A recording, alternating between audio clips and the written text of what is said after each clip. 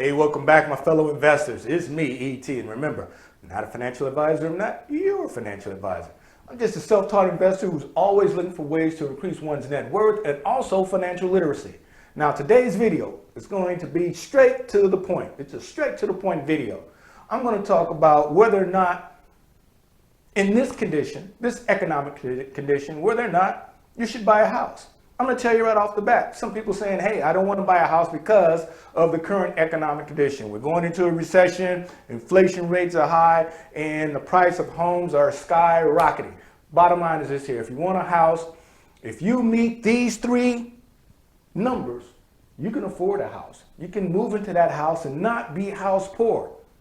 And that's the whole gist of it. Regardless of the economic condition, you want to buy a house where you're not house poor, regardless of the interest rates. Let me tell you something now. You get into a house right now, let's just say at these high interest rates, the way we're looking at it now, 5-6%, maybe even 7%. Who cares? If you can afford the house and you're not house poor, go for it. Because guess what? As the interest rate starts to come down, refinance.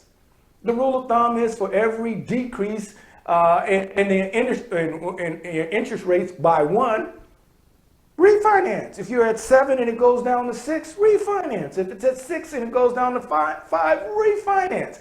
Keep doing it that way. But let's take a look and see whether or not you're ready to buy a house in these current economic conditions. And if you meet all three of these numbers, that means you're ready. If you want it, do it.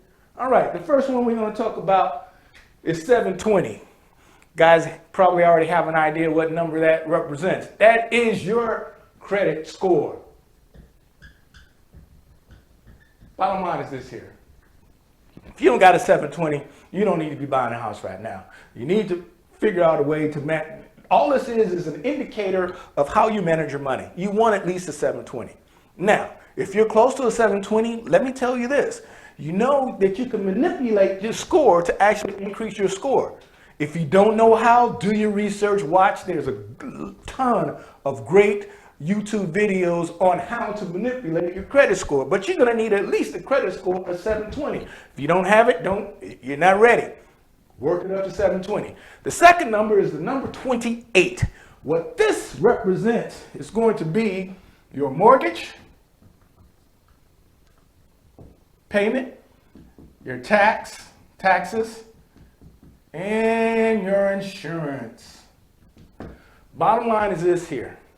Your mortgage payment is going to, your house payment is going to be made up of your mortgage, taxes, and insurance.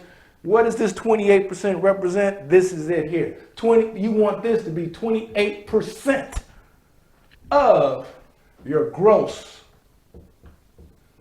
monthly income.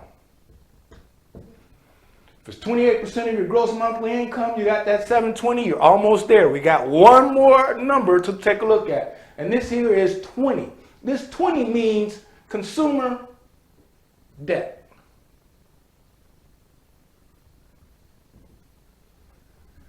Consumer debt, we're talking about car payments. We're talking about loans, personal loans.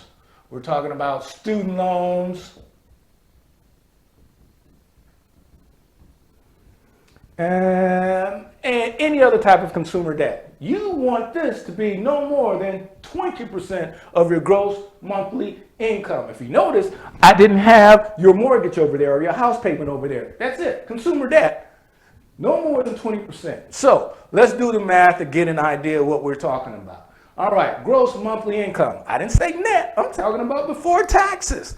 All right, let's just say, for an example, we're using this just for an example. Let's say that your annual income is $100K, $100,000 a year.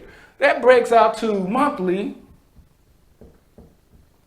equals $8,333 a month.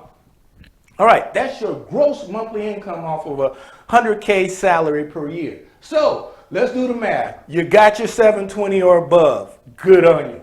Second thing that we need to look at, okay, when it comes to your house payment, which includes your mortgage, taxes, and insurance, it should be no more than 28% of your gross monthly income. What does that equate to? This equates to that no more than $2,333.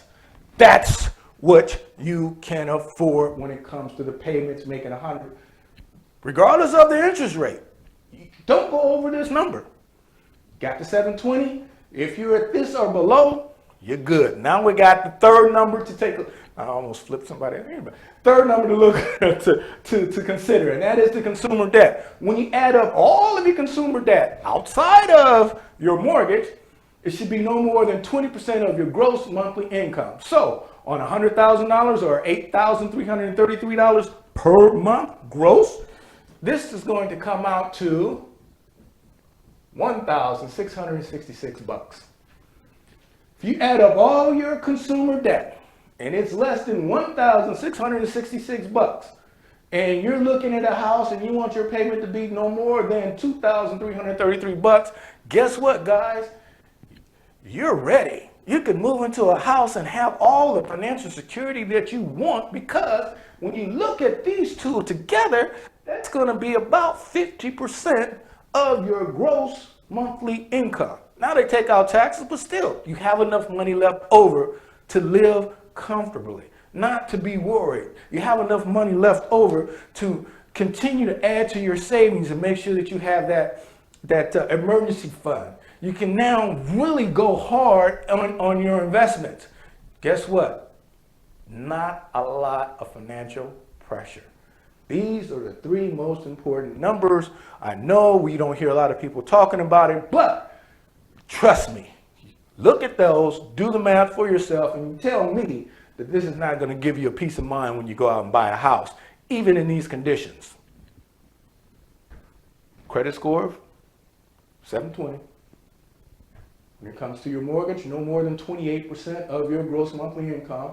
When it comes to consumer debt, outside of your mortgage, no more than 20% of your gross monthly income. There you have it. Straight to the point. Guys, if you found value out of this, please hit that like, subscribe, and notification button. With all of that being said, guys, always remember to save, invest, and apply what you know, because knowledge is not power. It's the application of knowledge is power. Now that you know, use it. See you on the next video. Take care. Bye-bye.